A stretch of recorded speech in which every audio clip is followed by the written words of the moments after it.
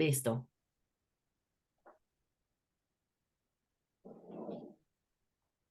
Bueno, muy buenas noches, amigos, psicólogos, orientadores, consejeros. Estamos en un nuevo espacio de la hora de la campana. Hagamos un breve recuento de por qué estamos dando la campana. En orientación hay muy pocos símbolos. Recordemos, Margarita, tenemos la rosa de los vientos o la brújula. Tenemos también en algunos países se usa, pero no son símbolos sonoros. Pensamos que este símbolo de la campana es un buen símbolo de la orientación. Es como la Tinkerbell de Peter Pan o como como el Pepe Grillo de Pinocho. Cuando suene la campana es porque hacemos conexión, aquí hacemos una sinapsis con algún tema de lo que nuestra invitada esté conversando. Esta noche tenemos una invitada especialísima, Margarita María Martínez, una consejera que trabaja en Estados Unidos y es de origen colombiano. Muy buenas noches, Margarita, ¿cómo estás? Bien, bien, buenas noches. Ok, Margarita, cuéntanos inicialmente cómo es tu relación con Colombia, desde hace cuánto tiempo estabas en Estados Unidos, Oh, naciste en sí. Colombia, según tengo entendido. Ok, claro, sí. Venga, empezamos. Yo nací en Colombia, en Cúcuta, en el norte de Santander. Y llegué a los Estados Unidos cuando apenas tenía un añito, solo un añito. Am, Viví en los Estados Unidos unos años, mi mamá le hizo falta mucho Colombia, volvimos cuando teníamos como 5 años, yo tenía 5 años. Y ahí terminó el cuento. Mi mamá volvió a los Estados Unidos y nunca más vinimos a Colombia. Yo por la primera vez fui a Colombia como adulta en el año 2016. Imagínate, tanto tiempo de no estar. Mi mamá hace como, diré como 5 o 7 años, se retiró. Ella trabajó aquí, trabajó como una mula, pobre, trabajó muy duro aquí en los Estados Unidos, trabajó en supermercado. Um, Me crió muy pobre porque aquí hay muy poco opciones si uno no domina el idioma, y mi mamá es una persona mayor y me crió sola. Y y mi mamá trabajó muy duro por un supermercado y ahora se retiró a Colombia y recibe su seguro social de los Estados Unidos y vive en Armenia. Mi mamá es de Armenia. Ah, qué bueno, Y qué mi bueno. papá, que conocí en 2016, él vive en la Merced. Y mis hermanos, mis medios hermanos, todos nacieron en Medellín. Y yo tuve la oportunidad de conocer a todo el mundo y visitar a Armenia, Medellín, a Caldas, La Merced, y conocer mucha gente que nunca he conocido en mi vida como adulta. Y me crié aquí en los Estados Unidos. No tengo el acento paisa ni colombiano porque estoy casada con un salvadoreño, y mis mejores amigos y la comunidad que vivo aquí son salvadoreños, mexicanos, y depende con quién estoy, es el acento que atraigo. Y sé hablar el español, me puedo comunicar, pero domino más el inglés. Eso es mi cuento de cómo llegué Ok. a los Estados Unidos, pero soy colombiana, tengo mi cédula, mi pasaporte colombiano, pero también estadounidense. Ay, qué bueno, Margarita, una experiencia de vida bastante interesante.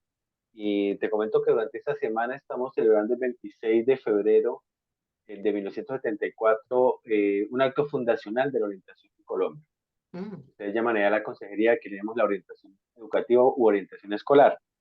Y hemos tenido el grato placer que gracias a los contactos que el colega George Vera nos ha proporcionado, hemos podido tener unas experiencias muy informativas con el doctor Jay Sache, que sé que es allegado tuyo. Y ayer justamente tuvimos una conferencia acerca del modelo multicultural relacional con la doctora Susan Branco, que también Ah, siendo que es parte de la asociación de ustedes, de la Asociación de Consejeros Multiculturales. Entonces estamos súper complacidos, súper contentos, ha sido muy excitante tener estas experiencias que son muy formativas para nosotros como orientadores en Colombia, porque estamos un poco en la línea de una investigación que seguramente tú conoces. Eh, Popov and Kerry están organizando, adelantando una investigación, un estudio comparativo de consejería en diferentes países del mundo.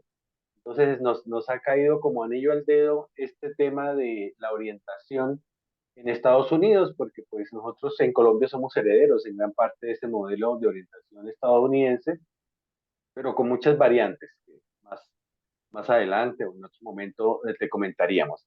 Entonces, nos interesa muchísimo saber cómo se entiende la consejería en Estados Unidos, qué poblaciones atiende. Estoy revisando tu hoja de vida muy extensa y hay muchas experiencias bastante significativas. Me permito leer solamente algunas. Tiene una certificación en recursos humanos o en administración de recursos humanos de la Universidad George Mason, eh, del 2022 en 2010 un máster en Counseling and Development, Ujú. sería como consejería de desarrollo, concentración en escuelas, y otros títulos importantes eh, que obviamente te facultan en Estados Unidos para poder ejercer la profesión de consejera. Entonces vamos por partes y nos vas comentando un poco cómo, por qué te interesó a ti estudiar este campo de la consejería y cómo te fuiste adentrando en él. Buena pregunta. Y empezamos con los sistemas de opresión que tenemos en los Estados Unidos, los sistemas de opresión que viven en el mundo, los sistemas que opresen la gente de color, la gente de origen de otros países, la gente que tienen nacionalidades, la gente que son gay, la gente transgénero, son los sistemas de opresión que apoya solo la gente hombre, si son solo Hombre heterosexual, cisgénero. además. Sí, exactamente. Y por esos sistemas Hombre de heterosexual educación, blanco. claro, blanco, cristiano, es capaz, todas esas cosas. Y por esos sistemas yo estudié mi mamá y yo nos creímos muy pobres, vivimos por el seguro social, nos ayudó el gobierno, vivíamos en una comunidad donde había muchas pandillas, bien peligroso. Yo atendí escuelas gratis, afortunadamente en Estados Unidos la educación es gratis. Pero las escuelas eran muy racistas. Por ser una persona que es latina, no tenía las mismas oportunidades que los estudiantes blancos. No tenía acceso a las oportunidades educativas y afortunadamente hay muchas organizaciones como las organizaciones que yo trabajo hoy en día que apoyan a la gente, lo que nosotros en este país llamamos minorías, aunque son la mayoría del mundo. Pero en este país los Sí, latinos somos la son minoría, menores. aunque hoy en día somos muchos. Y por ser La minoría, inmensa, la inmensa minoría, decía aquí un periodista, imagínense, la inmensa minoría. Sí, lo señor. que estamos diciendo ahora, la gente de la mayoría del global, pero en Estados Unidos no. Pero imagínense, en este país le enseñamos desde joven la gente latina, la gente negra, la gente indígena, que somos minorías, que somos menos que la persona blanca. Y así nos creamos, y así nos pensamos, y así nos identificamos. Y yo me crié en esos sistemas y vi muchos de mis amigos caer en pandillas. La gente joven se embarazaban y no tenían oportunidades y no llegaban a lo alto de su carrera. Afortunadamente, muchas personas me apoyaron, mi mamá, aunque éramos muy humildes en este país, en Colombia tenemos historia, tenemos apellido, tenemos familia, tenemos cultura. Por eso mi mamá me decía y mi abuela, ni un centavo, sin papeles, en su edad de 50 60 y nos trajo todo aquí legalmente, imagínate, limpiando casas, mi Sí, sí. abuela. Y mi abuela me decía, Margarita, lo más importante en Estados Unidos es educación. Te pueden quitar la casa, te pueden quitar el carro, pero la educación nunca te lo pueden quitar. Y mi mamá y mi abuela me apoyaban y afortunadamente yo saqué beca. Y porque no me apoyaron buenas las consejeras en las escuelas, yo me recuerdo la consejera de la escuela secundaria me decía, ay Margarita, la realidad es que la universidad no es una meta para ti. Y le dije, ¿por qué no? Es que, ¿cómo lo vas a pagar? Y es verdad, no hay ninguna manera que mi mamá me hubiera pedido pagarlo porque trabajaba por un supermercado. Yo saqué tantas becas para la universidad que me pagaron todo, hasta me daban cheque cada mes para ir de compras. Así tanta beca tenía, exactamente. Eso nos mueve la campana, Margarita, porque pues tú eres una experiencia vivida, un testimonio viviente de que sí es posible y creo que eso es un tema fundamental para la orientación. Nosotros tenemos que compartirle eso a nuestros estudiantes decirles no, si es posible, si hay formas legales posibles. ¿En dónde estudiaste tú? Bueno, ¿en qué región de Estados Unidos o en qué ciudad de Estados Unidos estudiaste tú en la universidad? Becada. En el norte de Virginia. So, yo, en el norte de Virginia, que es como unas calles de Washington, D.C. So, la capital de los Estados Unidos es Washington, D.C. Y en esa área lo que llaman el DMV es Washington, D.C., Maryland y Virginia. Y yo vivía en Virginia, Arlington, Virginia, que es, pero al momento de Washington, D.C. Y ahí me crié. Y ahora vivo en Maryland, pero dos paradas y estoy en Virginia, dos paradas estoy en Washington, D.C. So es bien cercana a todas esas Ok. áreas. Y ahí donde me crié, y por no tener buenas consejeras, por no tener buenas personas que me apoyaron, yo dije, yo quiero ser la persona diferente para otra gente, para que cuando hay una persona joven que no tiene las mismas oportunidades como yo, que yo le puedo decir, sí es capaz. Yo me recuerdo que cuando yo era profesora en la universidad, muchos de mis estudiantes escogían mi clase, aunque hayan 20 profesores que enseñaban la misma tema. La razón que escogían mi clase es porque mi apellido es Jaramillo, mi apellido es Martínez, o antes era Jaramillo antes de casarme. Y me escogían mi clase porque dijeron que yo nunca he tenido una profesora que es de la misma cultura, que es latina. Y por ellos querían conocer un profesor. Yo nunca he tenido una profesora latina, pero mis estudiantes sí lo tuvieron. Y tener Qué ese... bueno. Ujú. Bien, Margarita, súper emocionante tu testimonio. No, no quiero pararte, pero quiero hacer unas pausas Claro, claro. porque estaba revisando en tu hoja de vida que tú trabajaste en la escuela Rosa Parks, ¿es así? Eso era durante mi internado, cuando estaba sacando la maestría de consejería de escolar. Uno toca hacer un internado en escuela elementaria. So hay una escuela elementaria que se llama Rosa Parks. Ok, mucha gente aquí en Colombia no sabe quién es Rosa Parks ni por qué es tan Ah, importante para el movimiento de los derechos civiles en Estados Unidos. Cuéntanos un poquito por qué es importante Rosa Parks en Estados Unidos. es parte de la teoría que nosotros creamos en Estados Unidos, que nosotros, latinos, nativos, cualquier grupo de opresión, no vamos a llegar a liberación si no tenemos liberación negra. Y por eso toda la gente de diferentes razas apoyamos la liberación negra. La liberación negra, mucha gente de origen africano de Estados Unidos y los Américas, porque vinieron en todas las partes de la América, Centroamérica, el Caribe y Estados Unidos, han sufrido por sistemas de opresión. Y en este país han hecho muchos avances. Y lo que hicieron para el acto de civil, the civil rights y todo ese movimiento que todavía hoy en día lo hacen, ¿Sí? eso nos ayuda a todos. Por eso en la organización de Asociación Consejeros Multiculturales empezó con consejeros negros que dijeron, no, ya no más. Y por ellos no pudimos tener los apoyos para los latinos, los indígenas, los asiáticos, todo, porque con la liberación negra tenemos liberación los restos. Y eso es porque es tan importante nosotros reunirnos como gente de color. En este país soy gente de color, aunque soy tan pálida. Pero en este país, mágicamente soy una persona de color, porque la raza y el color es un constructo social, depende en quién tiene poder y quién no tiene poder. No es de raza, de color, de biología, nada, es poder.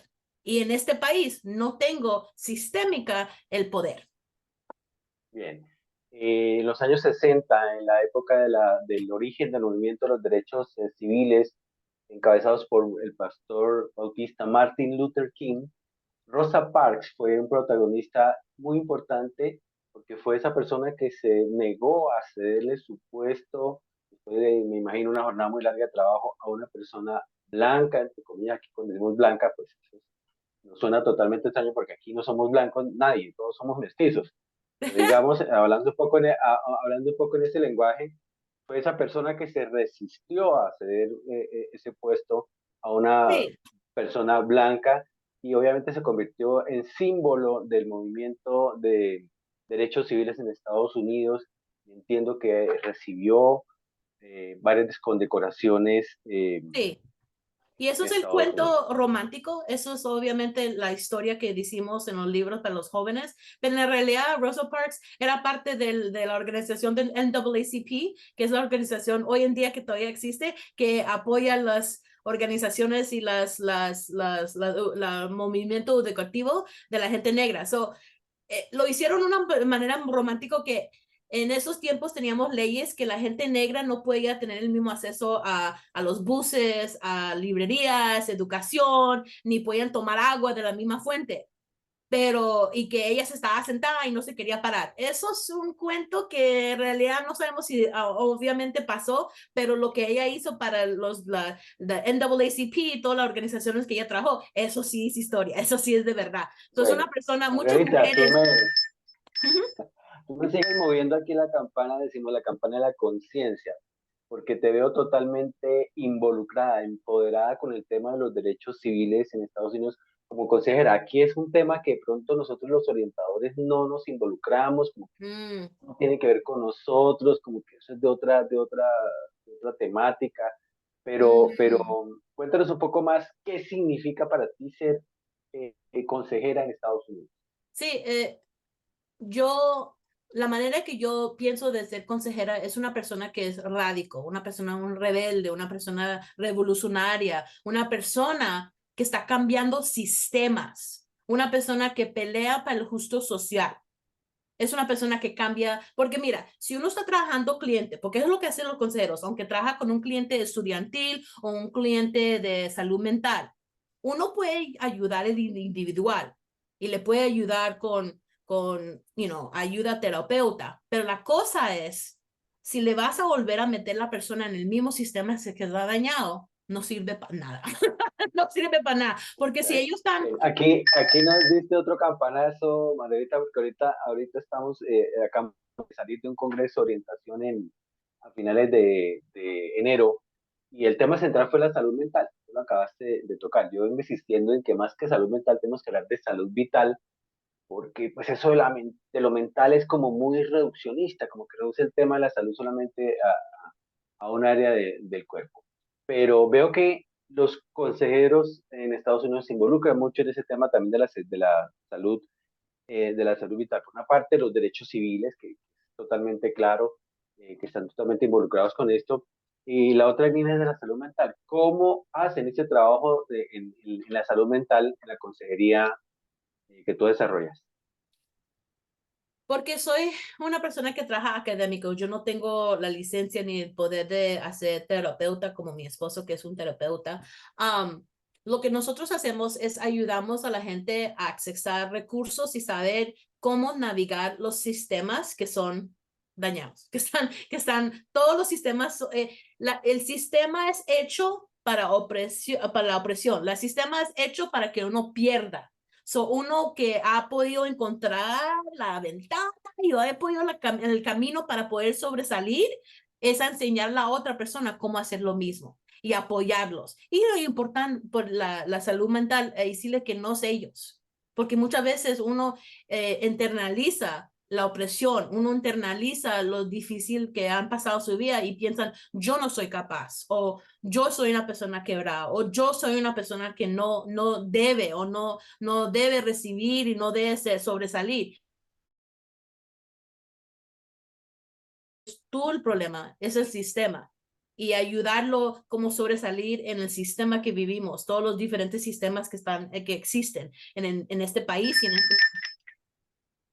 Bien, Margarita, ahí vuelves a tocar la campana porque, digamos, la imagen que uno tiene de Colombia es que no, Estados Unidos todo es perfecto, el sueño americano, el paraíso, el acceso a los sistemas de salud, todo es gratuito, todo está subsidiado, pero vemos que la realidad puede ser muy diferente. Y aquí vivimos una experiencia y pensamos que el concepto fundamental que el orientador debe desarrollar es el empoderamiento, o sea, empoderar de empowerment, empoderar a la comunidad, empoderar sobre todo a la familia para poder combatir, como tú le dices, ese sistema opresivo y ese sistema totalmente disfuncional que es el sistema de salud. Aquí yo puedo como orientador remitir a un estudiante de psicología y es posible que dure todo el año y nunca pueda tener acceso a una verdadera atención en psicología o en cualquier otra área porque pues hay infinidad de trabas, porque los padres no tienen tiempo, porque hay que madrugar demasiado, porque hay que hacer filas, porque hay que hacer un copago, o sea, por una cantidad de cosas,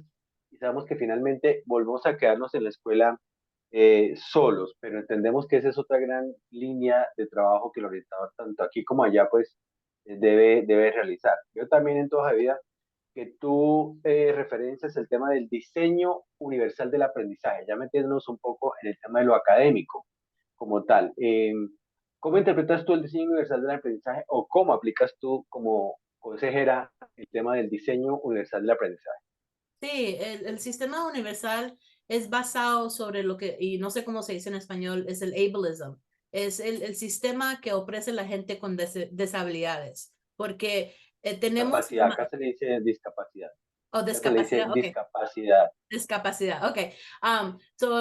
Aquí en este país tenemos sistemas que ayudan a la gente que es capaz. Y a mí no me gusta esa palabra, pero es la palabra que debemos usar, que es capaz. Y la gente con discapacidades a veces no pueden sobresalir, pero toda la gente en este mundo va a ser discapaz en un punto de su vida.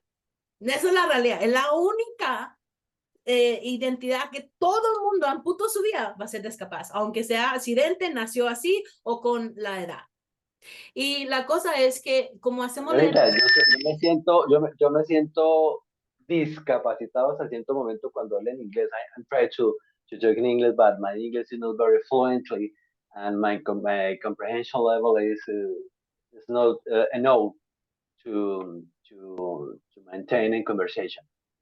Uno se siente, me parece que es un buen ejemplo para decir que todos llegamos a un momento a un nivel de discapacidad. O sea, yo siento que no puedo pasar de cierto nivel, o sea, que necesito un apoyo, que necesito una ayuda.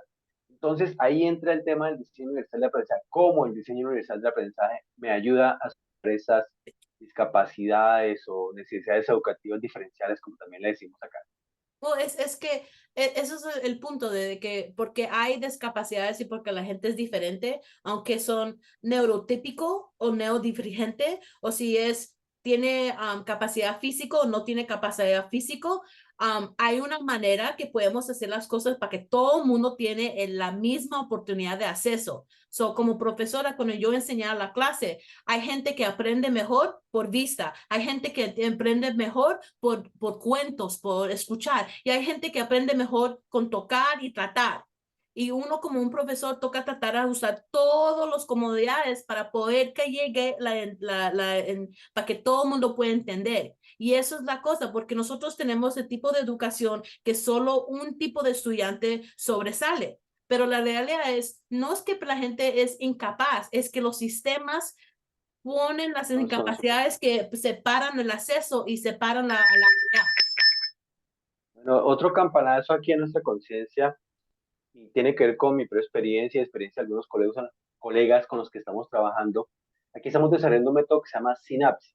Básicamente la idea es eh, facilitarle a los estudiantes desarrollar las mayores conexiones posibles, no solamente a nivel neuronal, sino a nivel temático.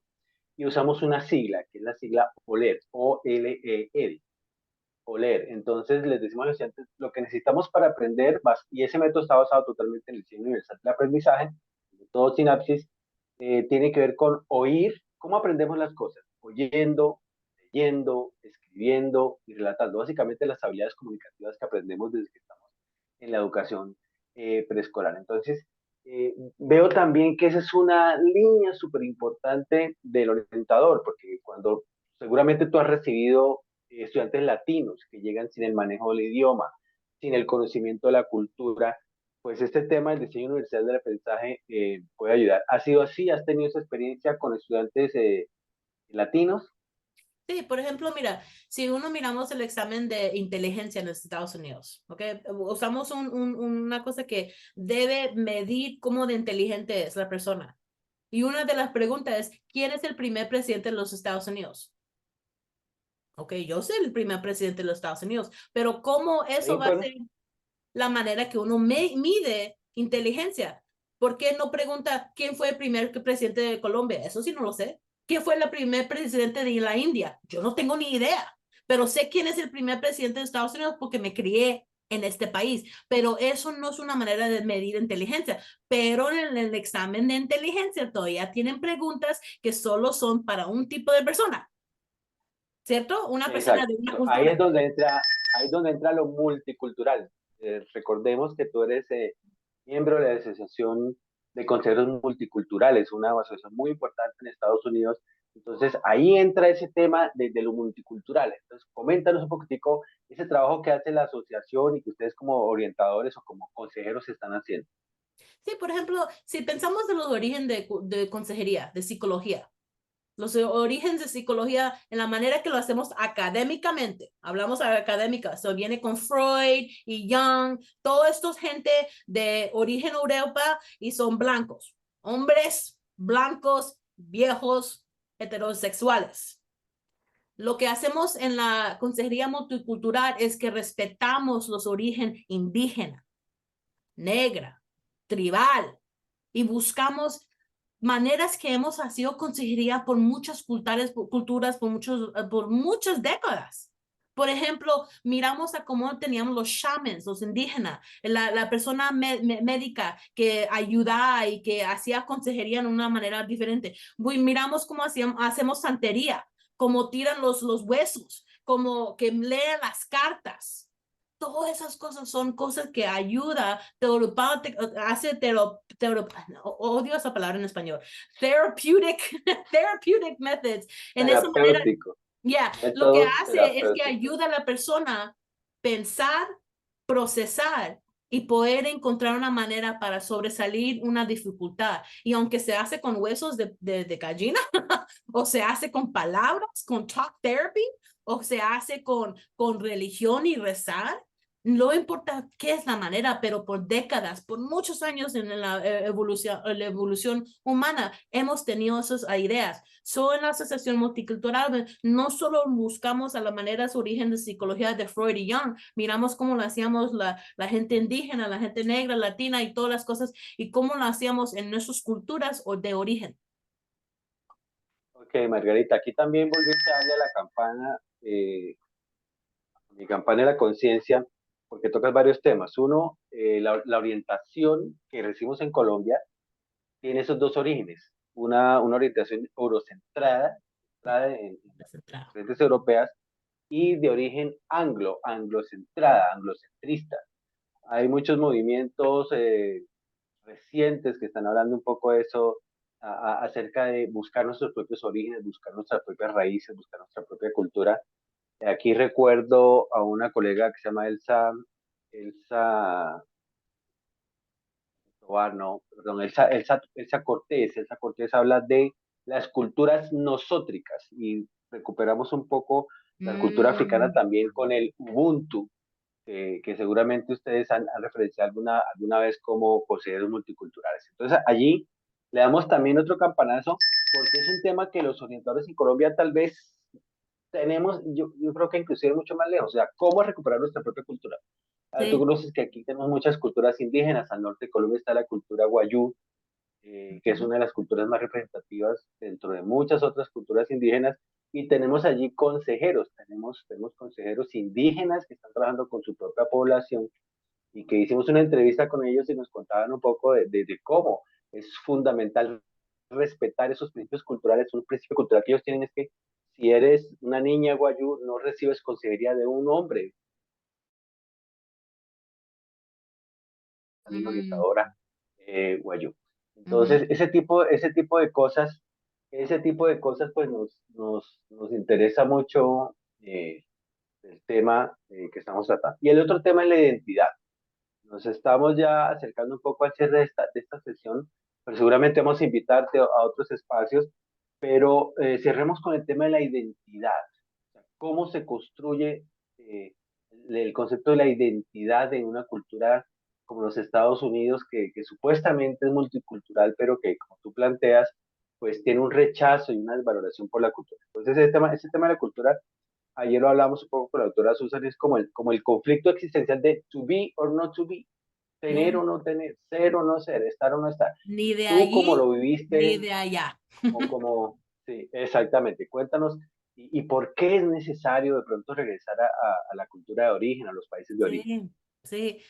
Hay una doctora, Dr. Janet Helms, que hace un estudio de la identidad negra que se puede usar para la gente de color, de que es un proceso de identidad que uno toca pasar con una persona cuando vive en un sistema opresiva de gente blanca, de gente de origen Europa, de Europa. Pero Europa de Inglaterra y todo, no, no España, porque eso es otra cosa y otra conversación. Um, Sí.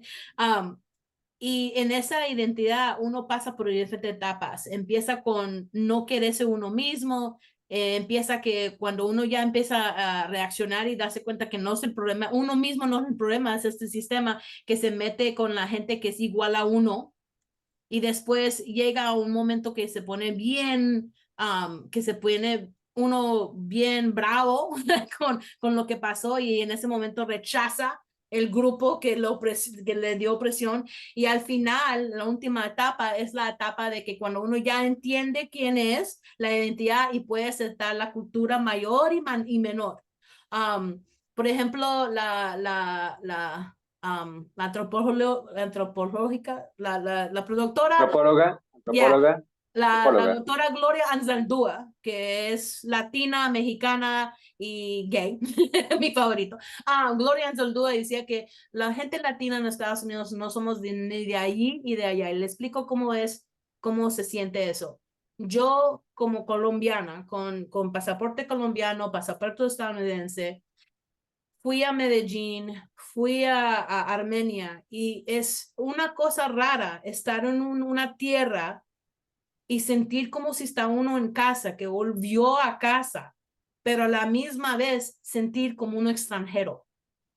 Y vivir aquí, que se siente como mi casa, porque aquí está donde está enterrada mi abuela, ok, aquí en esta tierra está enterrada mi abuela, pero a la misma vez me siento como una extranjera, porque aquí no me aceptan porque me tratan como si soy una persona no de esta parte, porque no soy suficiente americana estadounidense, porque mi abuela decía que siempre somos americanos, somos suramericanos, pero no soy suficiente estadounidense porque no soy blanco, pero blanco del punto de vista de ellos, como blanca de Marcos. Europa, no blanca de Colombia. Ok. Margarita, son muchos los temas que se han mencionado acá y que seguramente, como te decía, vamos a invitarte en una nueva ocasión. Pero tú has tocado mi conciencia en esta última parte cuando me hablas del tema de, eh, me hace pensar en, se experimentan las etapas del duelo, el tema de construcción de la identidad. Me dices a veces como que uno se enoja y dice, pero ¿por qué yo soy el único de color en una comunidad donde todo el mundo es blanco y azul, alto, rubio, Uh -huh. y yo soy la diferente, hasta que se llega un momento en que, bueno, se acepta, ¿no? Se pasa por todas esas etapas del duelo que se han establecido. Es básicamente eso lo que tú piensas que puede servir como una forma de ilustrar la experiencia de la construcción de la identidad de un latino de Estados Unidos. Sí, sí, y también, y no solo de latino, porque aquí en este país me ponen en una categoría de latino, que todos somos iguales, pero no Sí, somos. Los salvadoreños son diferentes que colombianos, los colombianos son diferentes que venezolanos, somos todos diferentes. Y le doy el ejemplo, yo me recuerdo siendo una persona joven comiendo arepa, porque mi mamá hace las mejores arepas, y ya las hago yo misma, y comiendo arepa y todo me diciendo, no, ¿qué es eso? No conozco. Y por la primera vez en mi vida, ahora entro a TikTok y todo el mundo le gusta arepa por la película de Encanto, ¿ok? Pero yo llegué a ese, oh, qué al bien. fin, la gente sabe que es una, y eso, Por fin, sí, qué y eso es bien. una cosa tan pequeña la comida, pero uno olvida que la comida, el nombre de una persona, otro ejemplo, mi nombre es Margarita y aquí me quieren llamar Margarita, Margarita, y Margaret. yo no sé qué es Margarita, ¿who Margarita? Yo soy Margarita María Martínez, nací Margarita María Jaramillo, y la única razón que soy Margarita María y no María Margarita porque mi abuela le dijo a mi mamá, no poneme María Margarita porque en este país me veían solo llamar María. So, mi mamá lo invirtió para que me llamaran Margarita, como hacemos en Colombia, que vamos por el nombre mediano. Por ejemplo, mi papá es Sí, José Arley, le llamamos Arley. Mi hermano es José Alejandro, le llamamos Alejandro. So, mi mamá los volteó. Anyway, Por esas cosas pequeñas que son lo que llamamos, nosotros llamamos agresión micro, Microagresiones. que pasan, pero le llamamos micro porque son pequeñitos, no son con intento muy mal, pero pasan tan frecuentemente que micro se pone macro, pero esas agresiones todos los días cuando me dicen, hola, Margarita, es Margarita, o si digo en el teléfono, "Hola, es Margarita Martínez, ¿quién? What? What? Y aburre eso. Margarita María Martínez en este momento. De verdad que es súper emocionante. Yo creo que este programa lo van a ver muchos compañeros, se van a alegrar mucho y te aseguro que vamos a comunicarnos contigo nuevamente porque apenas esto fue una abrebocas y pues, la idea no desbordarlo todo, pero sí hay temas que nos quedan pendientes, por ejemplo el tema de la decolonización, un tema Oh, que tampoco es oh, ni suave ni ligero ni oh my fácil y que God. yo creo que vamos a conectar Me a encanta otros ese colegas, tema, como te decía. especialmente por los orígenes de El Salvador, que de donde es las comadres de mi mamá que me criaron, porque yo me crié con salvadoreños y mi esposo es salvadoreño. Esa teoría empieza de Salvador, es un orgullo grande, las teorías de psicología Eso. decolonial. Bueno, de pronto, y si tu esposo quiere participar en el próximo programa, pues muy bienvenido. Margarita, se nos acabó un poquito el tiempo, no queremos tomarte mucho tiempo, pero te agradecemos enormemente, te enviamos un abrazo y ahí pudimos enviarte un abrazo con la doctora Susan Branco, allá lo vas a recibir bien calentito. Y esta es tu casa en la hora de la campana, un programa de orientadores para orientadores, muy casero, como ves, no tenemos la mayor parafernaria, sin libretos, nada, pero muy contentos y muy agradecidos nuevamente con la asociación, con el doctor James Sachin, con Susan Blanco, con George Vera y obviamente contigo por ser este espacio. Entonces, que No, tengas una noche muy descansada y siéntete muy feliz de que eres un ejemplo para todos, no solamente los colombianos, sino todos los latinos que estamos haciendo un trabajo en la consejería y en la orientación. Un abrazo muy grande, muy buena noche. ok, buenas noches.